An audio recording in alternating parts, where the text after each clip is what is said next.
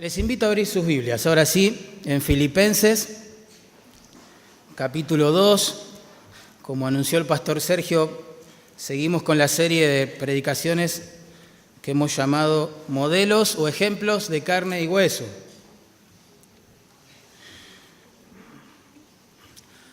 El pastor ya fallecido y predicador inglés Lloyd Jones siempre le decía a sus colegas que debían leer biografías de hombres de Dios con frecuencia para que por un lado sean humillados y que por el otro lado, digamos, sean animados, ¿no? Eso es lo que sucede cuando uno se confronta su propia vida frente al modelo de hombres comunes y corrientes, pero que tuvieron un compromiso fuera de lo común con el Señor. Por un lado uno es humillado, por el otro lado es animado totalmente a vivir de esa manera.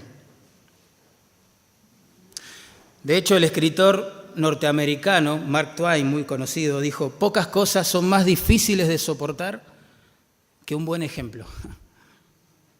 Pocas cosas son más difíciles de soportar que un buen ejemplo, porque los ejemplos nos exhortan por sí mismos, a veces sin palabras. Y aquí tenemos en el capítulo 2 de Filipenses, en los primeros versículos, un llamado a vivir en unidad, los hermanos, y la única manera de lograrlo es trabajando en nuestra humildad. Ese es el llamado del capítulo 2, versículo 1 al 4. A partir de ese llamado se desprende todo lo que sigue. Versículos 5 al 11 vemos el modelo de humildad absoluto, supremo, perfecto de Cristo Jesús. Humildad, hago un paréntesis, hay que entenderla en su sentido bíblico. Humildad no es pensar menos de uno mismo, ¿sí? Humildad es pensar menos en sí mismo. Capítulo 2, versículos 3 y 4 define lo que es la humildad. Es estimar a los demás como superiores a sí mismos. Es tener la actitud de no mirar por lo suyo propio, sino también por lo de los otros. ¿Bien? Y así vivió el Señor Jesucristo, porque siendo Dios, hizo siempre la voluntad de su Padre, aun cuando eso implicaba morir en la cruz. Y siendo Dios, se sujetó a los pecadores para servirles. Asombroso esto. No lo digo yo, lo dijo Él. Y está registrado en Marcos 10:45. Él dijo: el Hijo del Hombre no ha venido para ser servido, sino para servir y dar su vida en rescate por muchos. Humildad es eso en el sentido bíblico. Es colocarse voluntariamente y por amor bajo el Señor para obedecerle hasta las últimas consecuencias y debajo de los demás para servirles y no esperar ser servidos. Claro, uno puede pensar, bueno, pero es el Señor de quien estás hablando. Él es perfecto, es Dios, humanado, claro.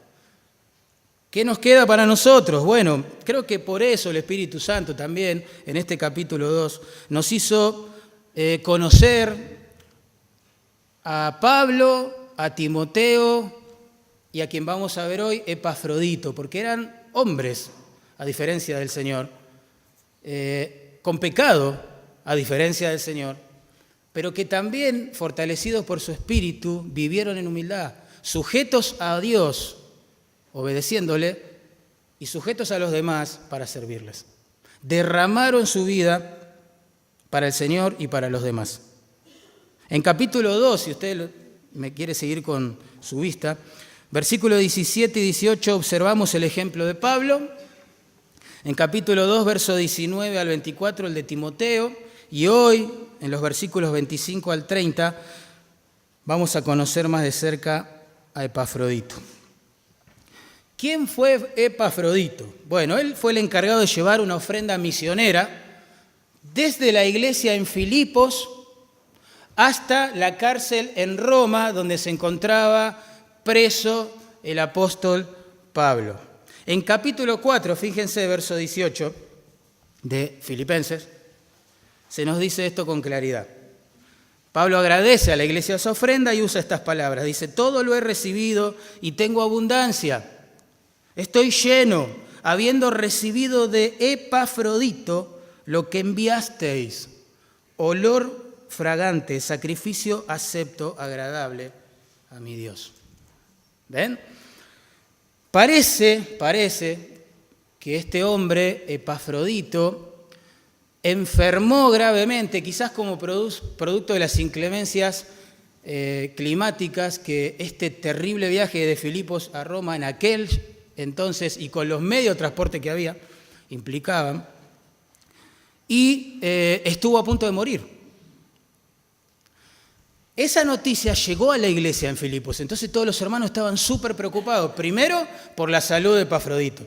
Segundo, para saber si había llegado a destino la ofrenda.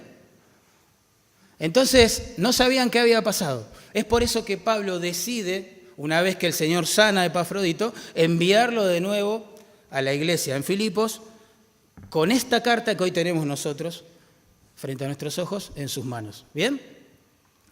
Así que Pablo lo envía de regreso a la iglesia de Filipos y, en primer lugar, y esto es lo que vamos a ver hoy, reconoce el carácter humilde de este hombre en el versículo 25. En los versículos 26 al 28 da las razones por las cuales la iglesia debe recibirlo, razones por las cuales Pablo lo envía principalmente a la iglesia, y finalmente en versículos 29 y 30 anima a la iglesia a recibirlo con gozo y a reconocer su ministerio, y a todos los que son como él. Así que vamos a orar y que Dios use su palabra. Señor amado, gracias por recordarnos hoy a través de las alabanzas que Cristo Jesús ha sido el modelo supremo de humildad, porque siendo Dios se hace hombre, toma forma de siervo, obediente, siendo Él soberano de los reyes de la tierra, obedece hasta la misma muerte y la vergonzosa y horrible muerte de cruz. Todo porque ha pensado en su pueblo, en rescatar a su pueblo de sus pecados. No ha pensado ni un segundo en sí mismo sobre la cruz. Ha pensado en tu gloria, Señor, y en la miseria de tu pueblo. Gracias, Señor. Ayúdanos a seguir su ejemplo. Ayúdanos a seguir el ejemplo también de hombres comunes, corrientes, como Pablo, Timoteo, Epafrodito, que te amaron, Señor, más que a sí mismos, que se pusieron debajo de ti para obedecerte y debajo de tu pueblo para servirles. Eso es vivir. Lo demás es respirar. Ayúdanos, Señor, por favor, a aprovechar cada día que nos regala sobre la tierra para vivir de esta forma. Te lo pedimos en Cristo Jesús. Amén. Bueno, vamos a ver versículo 25 en primer lugar. Pablo reconoce el carácter piadoso, humilde de Epafrodito. Leemos la palabra de Dios. Filipenses 2:25. Dice allí: mas tuve por necesario enviaros a Epafrodito, mi hermano y colaborador y compañero de milicia, vuestro mensajero y ministrador de mis necesidades. ¿Vieron cómo empieza el versículo 25? Con una conjunción ahí, marca un contraste. ¿Qué estaba pasando? Tenemos que regresar al versículo 23 para saberlo y el 24. En el versículo 23 Pablo le está diciendo a la iglesia: espero enviarles pronto a Timoteo. Pero ese tiempo todavía no había llegado. En versículo 24 dice: espero yo también ser liberado de la prisión para poder visitarles. Pero ese tiempo y esa decisión no estaban en sus manos. Entonces, ahora sí, teniendo esto en cuenta, que Timoteo y él todavía no podían ir, dice: tuve por necesario enviaros a Epafrodito. Y a este hombre lo describe Pablo, ¿sí? Usando 5 títulos, digámoslo así. 3 de ellos muestran la relación que este joven tenía con Pablo, 2 de ellos la relación de este joven con su iglesia madre en Filipos.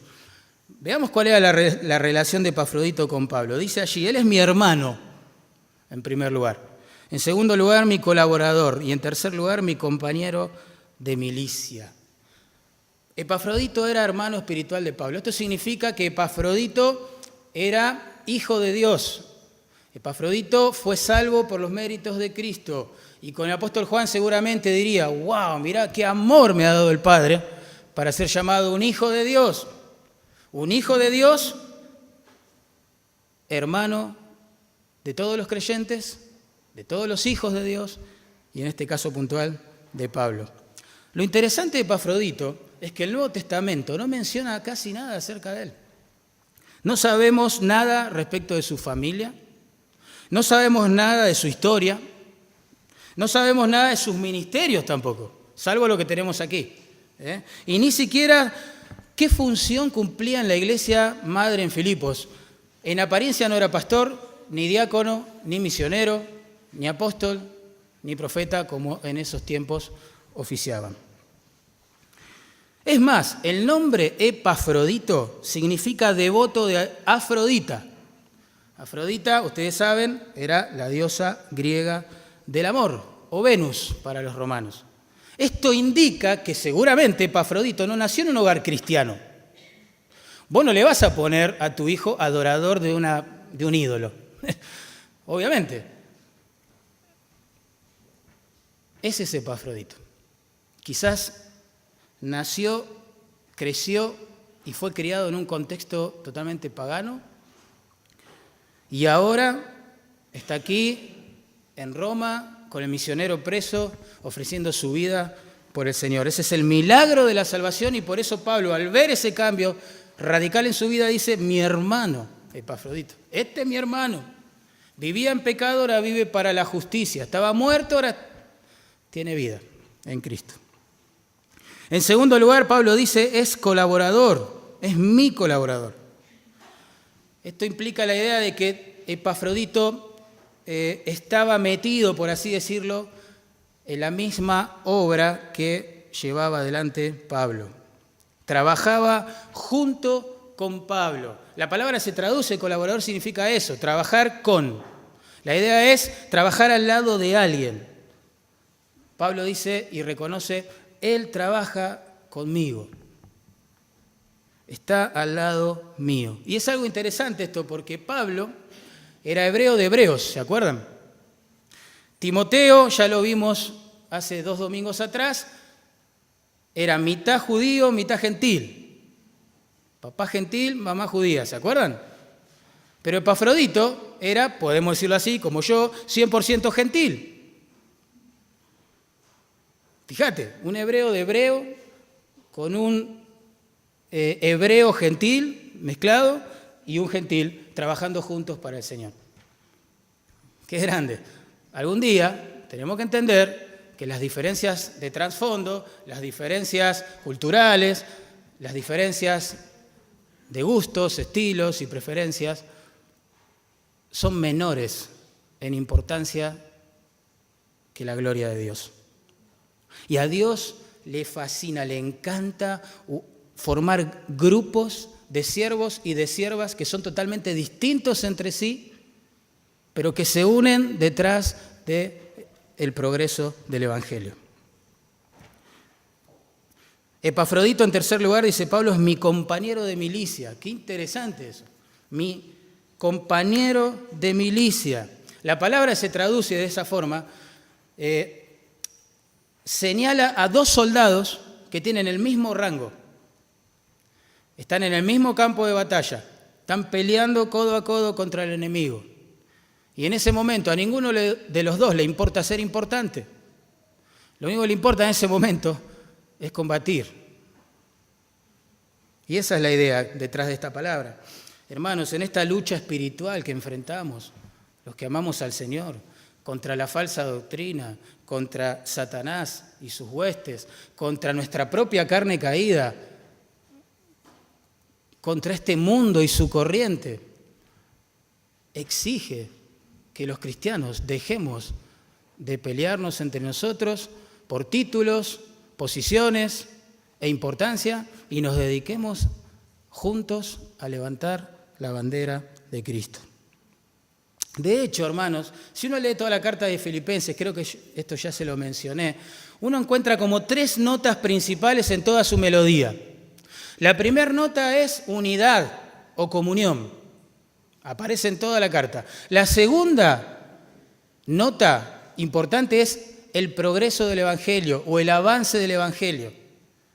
La tercera es el gozo en el Señor. Cuando uno junta estas tres notas principales, puede saber de qué se trata la melodía.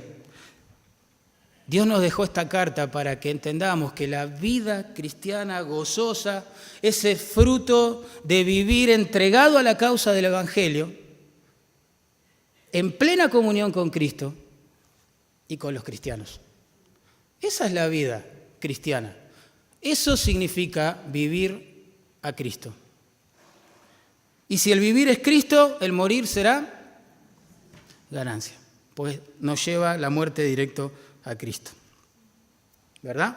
Jesús dijo eso en Juan capítulo 13, 35, que nos manda amarnos unos a otros, como Él nos ha amado. Y en Juan capítulo 17, 21 dice que el propósito de esa unidad es que el mundo crea.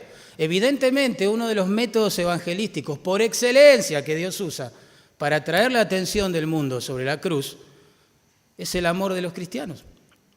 Es la unidad de los cristianos. Es cuando gente totalmente distinta entre sí se une por la causa del Evangelio. Lo hace en comunión con Cristo, con sus pares, y de esa manera el nombre del Señor es honrado.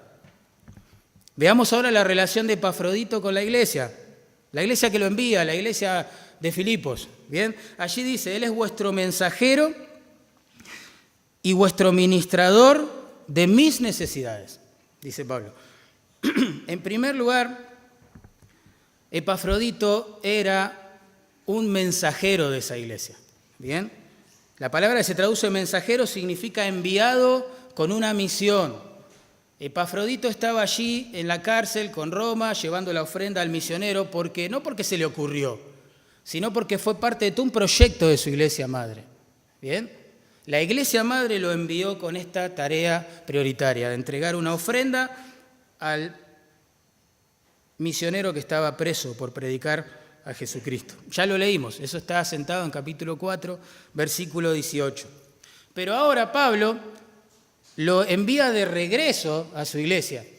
Y lo interesante es que Epafrodito obedeció, haciendo un viaje terriblemente peligroso de Filipos a Roma para entregar la ofrenda, y ahora vuelve a obedecer para llevar esta carta de Filipenses de Roma hasta su ciudad natal, con todos los riesgos que eso implicaba otra vez. Así que, esto nos suena como un gran ministerio. No es que Epafrodito fue invitado a predicar una conferencia donde había miles de multitudes escuchándole. No. Tenía que llevar una ofrenda y traer una carta. Pero podía morir en el intento, tanto en el viaje de ida como en el viaje de vuelta. Sin embargo, gracias a que él fue un hombre obediente al Señor y obediente y fiel con la tarea que se le ha delegado, es que Pablo tuvo su ofrenda en su momento y nosotros hoy tenemos esta carta de Filipenses en mano. ¿Por qué digo esto? Porque a veces nosotros los creyentes nos casamos con lo que vemos, con lo que se puede tocar, lo que se puede medir y contabilizar sobre todo. Y decimos, este hombre es un gran hombre de Dios, porque impacta muchas vidas. Y este hombre no sé qué hace. Quizás este hombre, cuando llegue a la gloria, va a tener más coronas que este otro. Eso no se sabe acá en la tierra. Porque cualquier cosa que se hace para la gloria de Dios, en comunión con Cristo y con los cristianos, va a ser recompensado. Tiene sus frutos y es parte de todas las cosas soberanas y grandes que Dios quiere hacer con su iglesia hoy. En segundo lugar, dice que Epafrodito tenía una relación de ministro, ¿no? Allí. Es ministrador, es el ministrador de la iglesia de Filipos, pero para las necesidades de Pablo. Bueno, recordando nuevamente su tarea principal. Es el enviado de la iglesia en Filipos para entregarle una ofrenda a Pablo y suplir sus necesidades, ¿no? El ejemplo de Epafrodito acá es evidente, ¿no? Es precioso, porque este hombre tomó esa tarea que en apariencia a ojos humanos es común, bastante común, aunque peligrosa, con la actitud de hacerlo para agradar a Dios. Por amor al misionero, claro, pero con un corazón que adoraba a Dios con su tarea. Porque la palabra que se traduce ahí, noten, ministrador, es la que en el Nuevo Testamento se usa para describir todo servicio que se ofrece a Dios y que le es agradable. Entonces, este hombre tenía las cosas bien en claro. Él no iba a correr riesgos por cualquier causa. Él iba a correr riesgos porque sabía que la tarea encomendada, en primer lugar, era del agrado de Dios. Y en segundo lugar, claramente, iba a ser de bendición, de aliento para el misionero que estaba preso. Creo que Epafrodito ilustra el modelo de Cristo del que tanto mencionamos en esta serie de mensajes, porque en Efesios 5:2 dice esto acerca de Cristo. Como también Cristo nos amó y se entregó a sí mismo por nosotros, ofrenda y sacrificio a Dios en olor fragante. Cristo se entrega por nosotros, pero lo hace para su Padre. Esa es la actitud correcta en el ministerio, hermano. Cualquier cosa que tengamos para hacer, hagámosla para la gloria del Señor y por amor a los demás. Ese es el filtro por el cual uno tiene que pasarse a sí mismo, su corazón, sus motivaciones a la hora de hacer algo para Dios, en la iglesia o fuera de la iglesia. Sea una tarea reconocida, pública, grande, o sea una tarea que pasa totalmente desapercibida a los ojos de los demás, que no parece tener relevancia eterna, pero si se hace para agradar a Dios y por amor a los demás, será recompensado.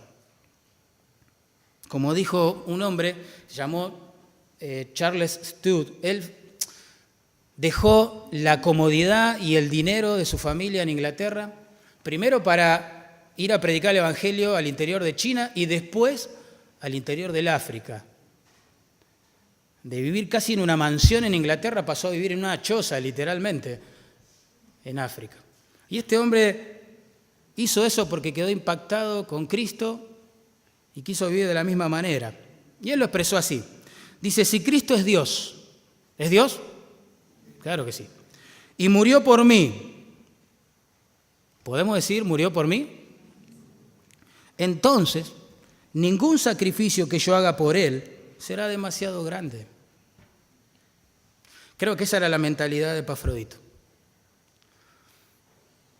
Llevar una ofrenda a un misionero que está preso, solo, olvidado, allá en Roma. No sé a quién le hubiera importado. Pero siguiendo el modelo de Cristo, él dijo, vale la pena, lo voy a hacer para agradar a Dios y por amor al misionero. Ese era Epafrodito. Vamos a ver ahora las razones por las cuales Pablo lo envía de regreso.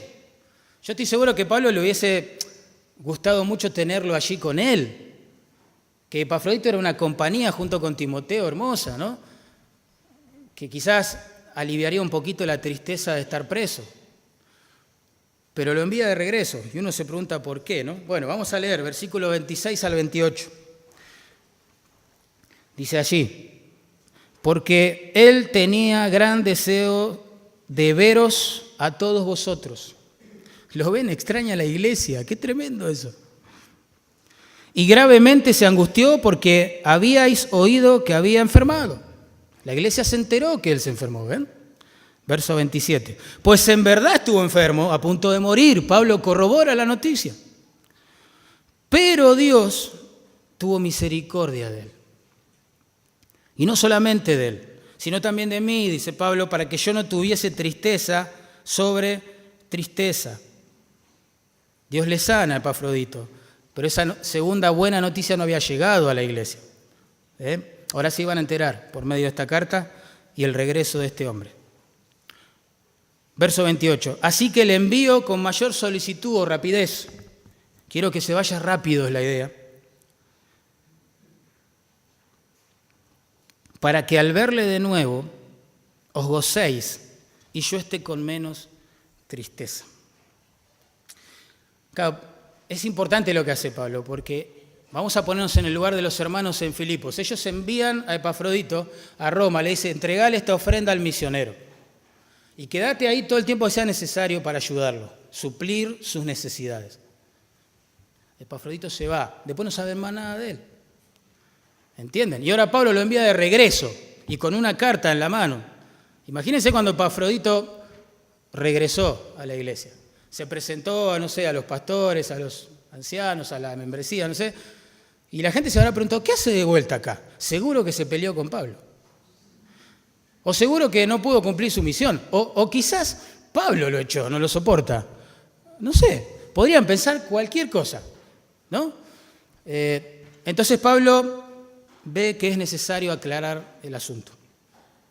En primer lugar, lo envía de regreso porque extraña a su iglesia.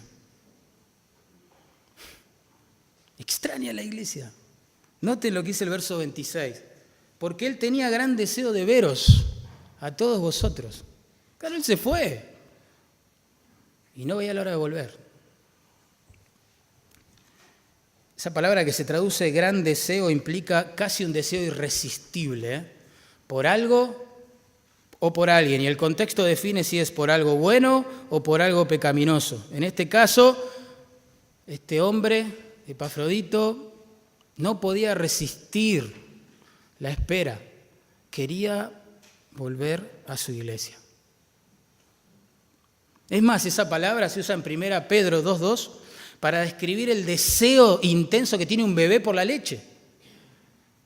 Mirá, imagínate un bebé llorando a los gritos, tiene hambre, su única forma de expresión. Clama, llora, solo se calma cuando le dan la leche. Bueno, Epafrodito estaba así, angustiado en su alma por ver a los hermanos, y esa angustia solo se iba a calmar cuando los vea. Tremendo. En un tiempo donde la gente se congrega solo cuando hay buen clima o no tiene nada más importante que hacer, este tipo de deseo de ver a los hermanos es una rareza santa, digo yo. Algo fuera de lo común. Este hombre no podía vivir sin su iglesia, sin sus hermanos. ¡Qué bárbaro! ¿Cómo está tu corazón con respecto a eso? El otro día, discutiendo sobre la cantidad de feriados largos que hay, diferentes exponentes decían no estar de acuerdo porque uno de los problemas que esto genera es que la gente piensa más en irse de viaje que quizás en el evento histórico que conmemora ese feriado, ¿no? Entonces decían, le están faltando el respeto a ese día histórico. Y yo pensaba, creo que la falta de respeto más grande hacia un día que conmemora un hecho histórico precioso es el domingo, y el hecho que se conmemora es la resurrección de nuestro Señor Jesucristo. Pero hay gente que no piensa así. Hay gente que se toma el Día del Señor como lo que es. El día de la semana para reunirse con su pueblo, adorarle, darle gracias y anunciar la cruz. Yo pensaba, ¿qué tan alta es nuestra estima por el día domingo? El día del Señor. ¿Qué tanta necesidad tenemos de reunirnos con los hermanos? Si consideramos que ver a nuestros hermanos es una prioridad en la agenda absoluta, total. Me preguntaba si hacemos de las reuniones que se hacen para el Señor y en su nombre una prioridad familiar. Si vemos la importancia de que nuestros hijos, por lo menos los que son padres y tienen hijos en edad, no sé, de niñez, de adolescencia o en edad universitaria, si vemos la importancia de que ellos tengan amigos en el Señor, si hacemos de las reuniones orientadas para ellos una prioridad absoluta en casa, tenemos que pensar esto. Este hombre no aguantaba la ansiedad, no podía esperar el día para poder ver a sus hermanos otra vez. Asombroso. Ustedes saben que en la iglesia primitiva del primer siglo, la mayoría de la membresía en porcentaje estaba compuesta por esclavos. Es una realidad. Los esclavos trabajaban de sol a sol el día domingo. El día domingo no era feriado, ¿sí? Entre comillas, como para muchos lo es hoy. Y ellos tenían que buscar la forma de reunirse, porque era el día del Señor. Y ellos querían de esa forma contarle a todo el mundo que es un hecho histórico el de su resurrección. Y buscaban el horario que sea para poder hacerlo. Algunos se reunían muy temprano en la mañana, muy temprano, todavía no había salido el sol, dicen los historiadores, cuando empezaban a cantar himnos a su Dios, qué lindo, y otros muy tarde en la noche. Para el otro día arrancar de nuevo. Un trabajo agotador, extenuante, pero ellos con gozo lo hacían para su Señor. No porque alguien los retaba, te tenés que congregar. No. Gozosos estaban de hacerlo para su Señor. Amaban a sus hermanos y amaban al Señor que los rescató. Pablo dice, lo envío porque este muchacho está angustiado acá. Quiere verlos, ¿sí? En segundo lugar, lo envío, dice, porque está preocupado por la iglesia. Es decir, como dice el verso 26, vamos a leerlo. Dice, gravemente se angustió porque habíais oído que había enfermado. Es decir, Epafrodito enfermó y de gravedad, ¿verdad? La noticia llega a la iglesia, como dije hoy, pero Epafrodito no está preocupado tanto por su salud física, sino por el impacto que esta noticia va a tener en su iglesia. Tremendo esto. Él es el que está enfermo, pero está preocupado por cómo va a tomar su iglesia esta noticia. Tremendo. Vieron que las malas noticias llegan más rápido que las buenas, ¿no? Bueno, la mala noticia llegó a la iglesia, enfermó y gravemente. Lo que todavía no había llegado era la buena, de que Dios tuvo misericordia de él, ¿no? Y lo levantó. Entonces Pablo dice, por eso yo lo envío, hermanos, para que vean que Dios tuvo misericordia de él. Verso 27, miren. Pues en verdad estuvo enfermo y a punto de morir. Es verdad, la noticia que llegó a la iglesia era cierta, dice Pablo. Y quizás fue más seria de lo que pensaban. Él estuvo a punto de morir. Pero tienen que saber que Dios tuvo misericordia de él. Lo que implica en el contexto de la enfermedad que lo sanó, le restauró la salud, ¿no? Una vez me preguntaron, pastor, ¿ustedes no creen, no, en la sanidad? Y yo le digo, si yo no creo en la sanidad, no creo en Dios. Yo creo que Dios sana cuando quiere, como quiere y por los medios que Él quiere. Lo vemos aquí y lo vemos en toda la Escritura. Él hace lo que quiere.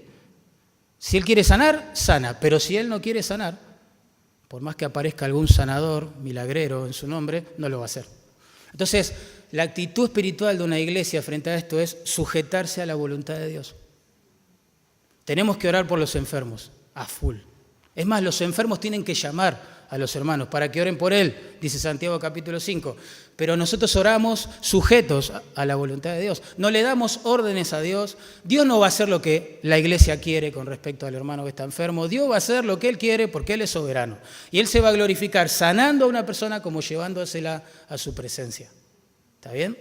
En este caso Dios tuvo misericordia de Epafrodito, le restauró la salud y Pablo dice que al sanarlo Dios mostró su misericordia para este joven, pero no solo para él, sino para mí también, dice Pablo, para que yo no tuviese tristeza sobre tristeza. ¡Wow! Yo la verdad escucho esta cosa y me sorprende. Vamos a entender el cuadro. Pablo dice, yo ya estoy experimentando una situación de tristeza porque estoy preso. Estoy preso por predicar, yo no robé, no maté a nadie. Estoy preso por predicar, eso genera tristeza. Nosotros diríamos es un bajón tremendo. Pero si este muchacho moría, yo iba a tener más tristeza todavía. ¿Entienden? Se iba a agravar la carga sobre mi alma. Verso 28. Así que le envío con mayor rapidez. Quiero que se vaya rápido, quiero que ustedes lo vean rápido a él. para que al verle de nuevo os alegréis y yo esté con menos tristeza. Tremendo esto. O sea, lo que Pablo está diciendo es: yo quiero que lo vean rápido, así se calman, hermanos. Tranquilos, él está bien. Dios tuvo misericordia de él. O sea que, con tal de que los hermanos en Filipo, a 1000 y pico de kilómetros de distancia, estén tranquilos y no sufran más por esta situación, Pablo decide sufrir él la soledad, desprenderse de este joven valioso para que vuelva a su iglesia. ¿Se entiende el cuadro? O sea, todos se preocupan por todos acá, ¿entienden? Y nadie por sí mismo. Eso es el corazón de la humildad verdadera. Epafrodito se preocupa por el ánimo de los filipenses. ¿Cómo estará mi iglesia? Ellos piensan que yo capaz que me morí. La iglesia a su vez se preocupa por la salud de Epafrodito, dice Pablo. Están todos angustiados allá. Pablo se preocupa por el ánimo de la iglesia. La iglesia se preocupó antes por las necesidades materiales de Pablo. Pablo se preocupa por la salud física y espiritual de este joven Epafrodito, y este joven se preocupó a full, al punto de arriesgar su vida por las necesidades materiales de Pablo. ¿Queríamos modelos de humildad?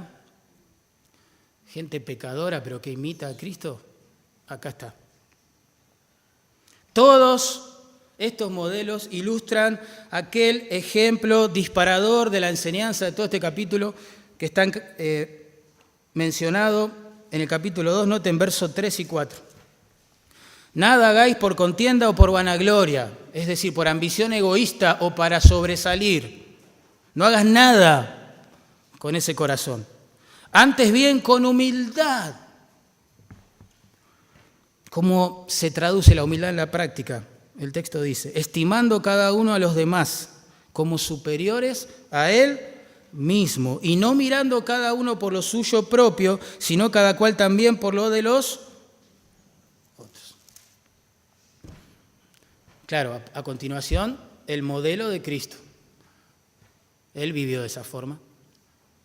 Y a continuación, el modelo de Pablo, él vivió de esa forma. Luego el de Timoteo, también vivió de esa manera. Y ahora el de Epafrodito. En Cristo tenemos la perfección. En Pablo tenemos una persona única, quizás.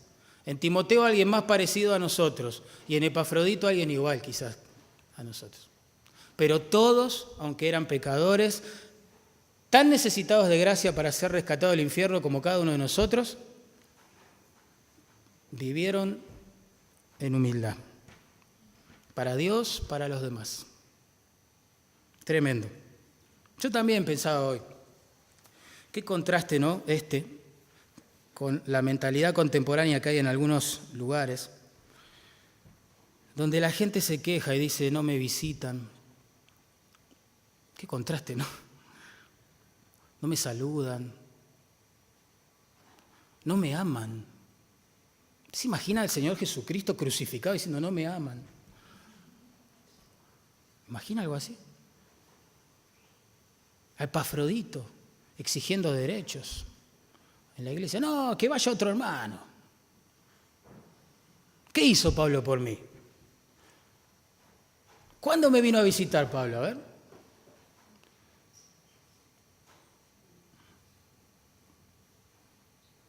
Tremendo. Usted ve lo que estoy diciendo, ¿no? A la luz de este pasaje. No fuimos llamados a quejarnos de esa manera. No tenemos nada que reclamar. Tenemos todo para dar. Porque esa es la única forma de agradar a Dios y de amar a las personas en su nombre. ¿Qué vamos a exigir nosotros, los pecadores rescatados de las llamas, así por gracia? ¿Qué vamos a exigir? Tremendo. Si queremos imitar a Cristo, y espero que sí, todos nosotros, a Pablo, a Timoteo, a Epafrodito, si queremos hacer las cosas con humildad, para la gloria de Dios, por amor a los demás, entonces nosotros somos los que debemos amar. Nosotros somos los que debemos visitar. Nosotros somos los que debemos abrazar. Nosotros debemos llamar. Nosotros debemos ir, hermanos. Por último, vamos a ver versículos 29 y 30. Pablo dice: Hermanos como Pablo, Timoteo y Epafrodito son como una aguja en un pajar. Pero cuando hay uno, encuentran esa aguja en el pajar, recíbanlo bien, dice. Recíbanlo bien. Tremendo, noten, versículo 29. Recibidle, pues, en el Señor, con todo gozo, y tened en estima a los que son como Él, es decir, como Epafrodito. Mirá, un hombre que casi ni conocemos. Si yo te preguntaba hoy, ¿quién es tu héroe de la fe? Obvio, Cristo, ya sé, pero digo, hombre, de carne y hueso, rescatado por gracia. Quizás algunos me hubiesen dicho, no sé, por decir, David, no sé. Otros quizás hubiera dicho el apóstol Pablo, ¿o no? Mi modelo. No sé, otros Timoteo, no sé, Bernabé. No sé si alguien hubiese dicho Epafrodito. Es más, yo seguro que no hubiese dicho Epafrodito. Sin embargo, Pablo lo pone de ejemplo. Y dice, ustedes tienen que recibirle con gozo, pero no solo a él, sino a los que son como él, dice. Es decir, aquellos que se colocan debajo del Señor para obedecerle, aunque cueste, duela y termine en muerte. Y también debajo de los demás y les sirven, para servirles, para amarles. La iglesia, en primer lugar, tiene que recibir a Epafrodito con todo gozo, dice ahí, ¿vieron? Con todo gozo. La idea es mostrar una aceptación favorable, hacerle sentir bienvenido. En Lucas 15:2 la palabra se usa para describir a los fariseos enojados, cuestionando a Jesús porque él recibía a los pecadores, esa es la palabra, y comía con ellos. Bueno, esa es un poco la idea aquí. Pablo les dice, cuando lo vean a Epafrodito con esta carta en mano, abrácenlo, recíbanlo con gozo, ¿sí? Háganle sentir bienvenido. Si fuese en Argentina le diríamos, háganle un asadito, ¿no? Pongan la pava, sírvanle unos mates, unos Don Satur. Háganlo sentir en casa. Él se fue, estuvo enfermo, casi se muere por servir a su Señor. Vamos, recíbanlo con toda alegría. Esa es la idea. Esto me hace acordar a don Jaime. Mi papá espiritual, digo yo, y creo que por extensión de todos nosotros, porque él es la persona que Dios ha usado para fundar esta iglesia, junto a otro misionero, don Ivor, que ya está disfrutando de su Señor. Don Jaime es un misionero, un hombre fiel a la palabra, fiel al Señor, fiel a su esposa, fiel a la iglesia de Cristo, pero que está jubilado. Él es de nacionalidad estadounidense, entonces ahora vive allá. Y desde hace unos cuantos años hasta la fecha solo puede venir a visitarnos 1 o 2 veces por año. Últimamente es 1 vez por año. La última vez que vino me dice, Mariano, cada vez que vengo a Carapachay, revive mi corazón, me dijo.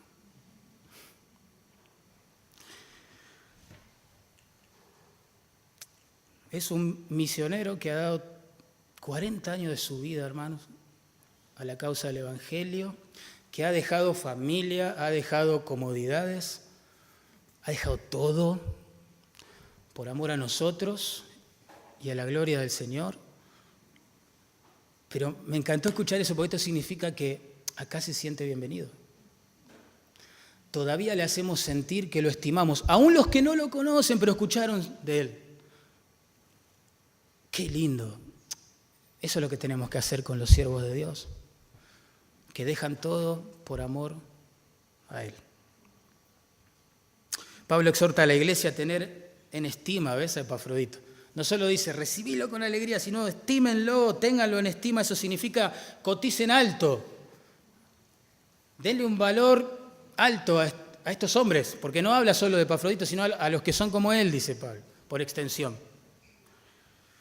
Y yo también siempre pienso en estas cosas, ¿no? Que la iglesia debe apreciar, valorar, respetar a aquellos que el Señor puso sobre nosotros para presidirnos, exhortarnos y amonestarnos con su palabra. Tenemos que apreciarlos. Yo siempre pienso así, ¿no? Y vuelvo a apelar a mi paternidad. Siempre hablamos con Alicia, mi esposa, ¿qué precio tiene que mis hijos tengan un equipo de siervos y siervas velando por su salud espiritual? ¿Cuánto vale eso? A ver, vamos a pensar, coticemos. Tremendo, yo no sé lo que es traer a mis hijos obligados a la iglesia. La obra del Espíritu, amén, pero también la obra de un montón de gente, a veces conocida, a veces no reconocida, que oran por ellos, que se reúnen a planear en una mesa cómo servirles mejor, cómo guiarlos hacia los propósitos de Dios para que no pierdan su juventud en pavadas, sino que vivan para la gloria de Dios. Sufren como si fueran padres adoptivos de mis hijos. No solo de mis hijos, hablo de todos los niños y jóvenes de esta iglesia. Ahora, mientras nosotros estamos acá, allá arriba, en el entrepiso, hay un montón de gente súper amorosa y dedicada, enseñándole la Biblia a nuestros niños. ¿Cuánto vale eso? ¿Qué precio le ponemos a eso? Pero vos decís, bueno, pero... no. Esos maestros no son como Epafrodito. Tampoco son como Timoteo, ni como Pablo. Ya sé que son pecadores igual que vos, igual que yo. Estamos todos en proceso de formación, ¿no? ¿No es así? El que comenzó en nosotros y en los maestros también. La buena obra, ¿qué va a pasar? La va a perfeccionar hasta el día de Jesucristo. Dios está formando a su Hijo en esos maestros, en nosotros, en vos. No tiene precio, hermano, venir a una iglesia donde alguien te recibe con amor en la puerta. ¿Qué precio le ponemos a la tarea de los sonidistas? Que aunque nadie los ve, nunca los llamamos acá al frente y los aplaudimos. Ellos están todo el tiempo ahí con los cables. Miren el lío que es esto. Es tremendo, en serio. De aquellos hermanos que limpiaron este edificio para que nosotros hoy lo podamos usar, de aquellos que arreglaron las luces, que pintan, que mantienen todo, que disipulan personas y uno ni se entera, que visitan, que oran por la iglesia. ¿Qué precio tiene eso? Entonces, cuando encontremos un Epafrodito, hermano, no le demos. ¿Sí? No. Obvio que vamos a encontrar errores en Epafrodito, pero Epafrodito, si se sujeta a Cristo y ama a los demás, con sus errores, con sus caídas, es digno de ser apoyado, hermano, animado. Aunque no te guste su estilo, quizá, no sé, preferirías otro predicador, otro hombre, otra mujer de Dios, no sé, ahí, tranquilo. Demos gloria y gracias a Dios, que hay gente que quiere servirle, hermano. Qué bárbaro y qué contracorriente individualista y egoísta de nuestros tiempos, viven para otros. Todos los sábados hay gente acá trabajando hasta tarde por la salud espiritual de los jóvenes, en edad universitaria, en edad secundaria, los niños, los adultos, qué sé yo. ¿Cuánto vale eso? Adultos, ¿cuánto vale que un Eric los reúna, les enseñe la palabra, ore por ustedes? ¿Cuánto vale? ¿Qué precio le ponemos a eso? Eso es lo que Pablo quiere lograr en la iglesia en Filipos. Y eso es lo que el Espíritu Santo quiere lograr en nosotros. Para que los que sirven al Señor lo hagan con alegría, no quejándose, porque eso no es provechoso para nadie. Ni para la iglesia, ni para ellos. ¿Se entiende? Una relación de amor mutua es la única chance que tenemos para impactar a este mundo para Cristo. Y termina Pablo de hablar de este hombre de una manera hermosa, en el versículo 30. Dice, porque por la obra de Cristo estuvo próximo a la muerte. Y no es una exageración, ¿no? Es lo que pasó. Exponiendo su vida para suplir lo que faltaba en vuestro servicio por mí. El misionero está diciendo esto. Este joven, anónimo casi, Epafrodito, expuso su vida para cumplir con la tarea que ustedes le encomendaron con el propósito de servirme a mí, dice Pablo. Se sentía indigno, supongo yo, Pablo, de semejante amor, pero lo reconoce y lo agradece, ¿no?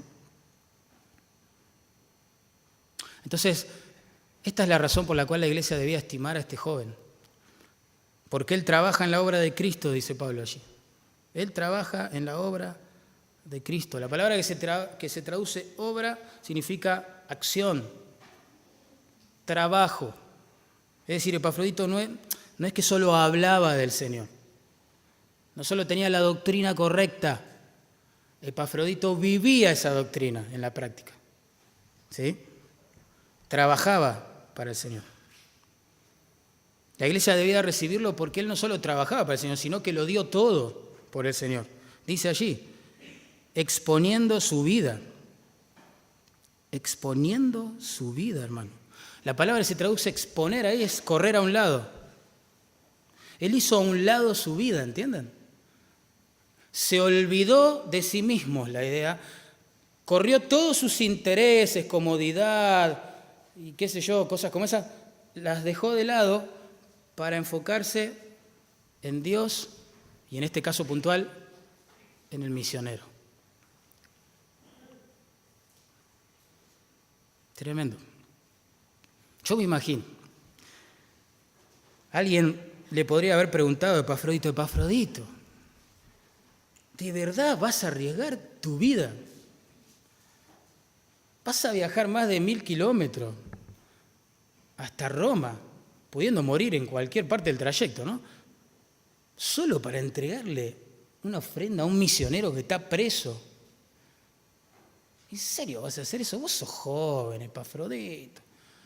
Viví tu vida, capo. Viví para vos mismo un poquito. Esta es la edad de divertirse. Esta es la edad para hacer lo que uno quiere. La vida pasa rápido. ¿Cómo vas a hacer eso? ¿Qué causa es esa, Epafrodito? Sos un fracasado.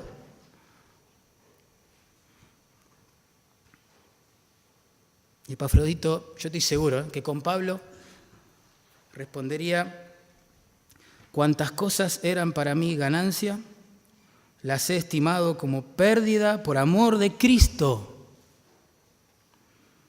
Porque para mí el vivir es Cristo y el morir es ganancia. Regocijaos en el Señor siempre. Otra vez digo, regocijaos. Esa hubiese sido la respuesta de Pablo, esa hubiese sido la respuesta de Timoteo, esa hubiese sido la respuesta de Epafrodito. ¿Cuál sería nuestra respuesta? Miren, acá tengo una carta. No voy a leer toda la carta, pero me conmovió. Llegó a mis manos por causalidad esta mañana mientras estaba haciendo las notas finales de este mensaje. Es una carta que escribió una jovencita llamada Karen. La escribió, la cerró, la selló en un sobre. Está dirigida a sus 2 pastores. La escribió antes de salir a un viaje misionero, peligroso, un lugar muy distante de donde vivía, y les dijo así a sus pastores: si llego a morir en el campo, ustedes ábranla y léanla. Bueno, esta chica, junto a otros compañeros, se fue. Iban en una camioneta, en una ruta, de repente, de la nada, otra camioneta se pone al lado de ellos, empiezan a disparar, así a mansalva, esta chica mueren sus compañeros. La noticia llega a la iglesia y los pastores se acordaron de esta carta. Y dijeron, bueno, ella murió, se la llevó el Señor. Tenemos que abrirla, tenemos que leerla.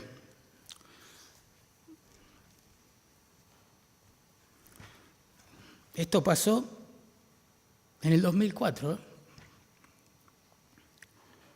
La carta dice esta: cuando Dios llama, no hay excusas.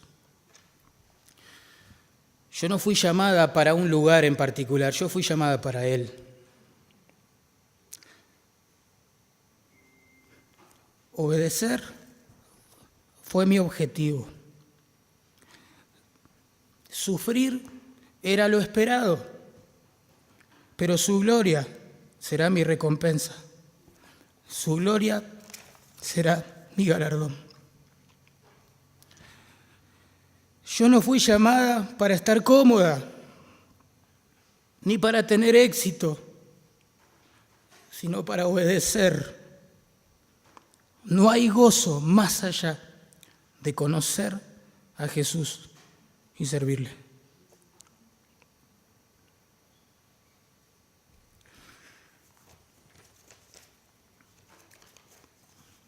Tremenda verdad. Que es fácil de mencionar, pero necesitamos el poder del Espíritu Santo para practicar. Creo que esa fue la actitud de Epafrodito. Esa fue su tarea. Podía morir en el intento, sí, pero lo hizo como un acto de adoración al Señor y de amor al misionero.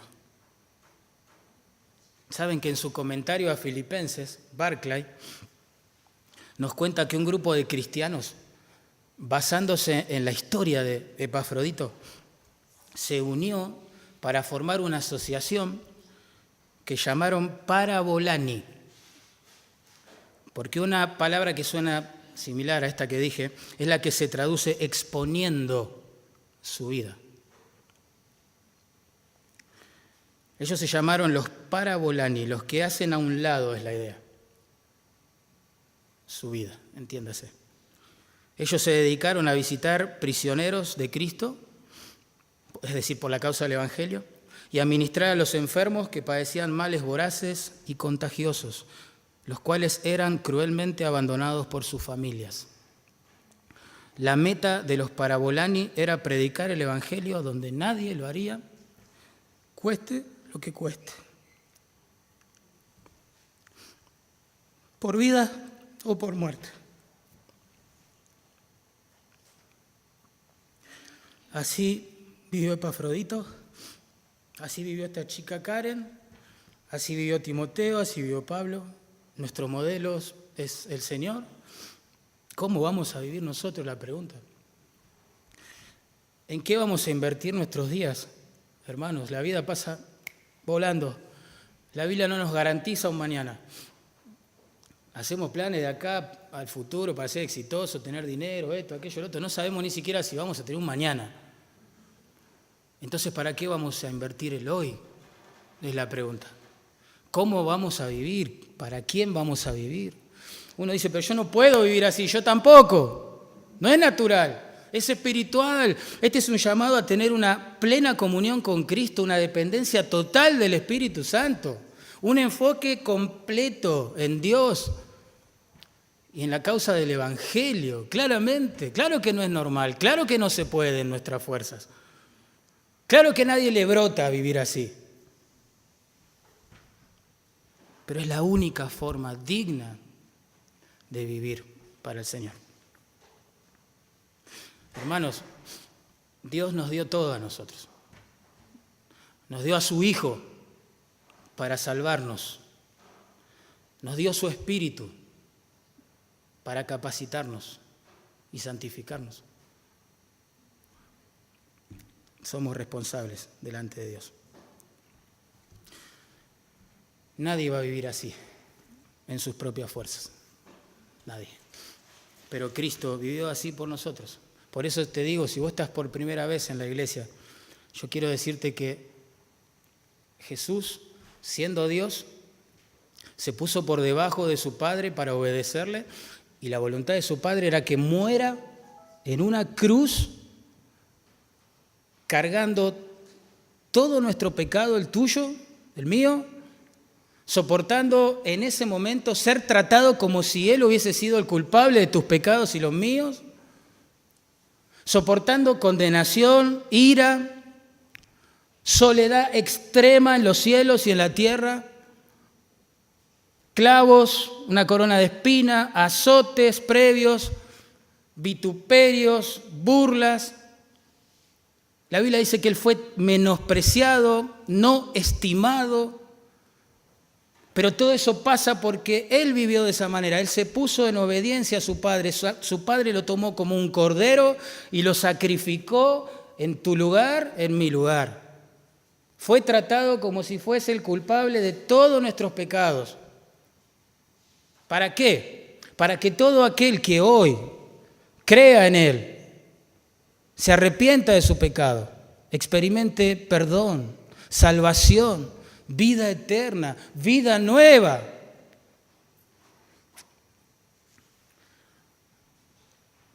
Cristo vivió la vida perfecta. Su resurrección comprobó que Él moría no por pecados propios, sino por los de otros.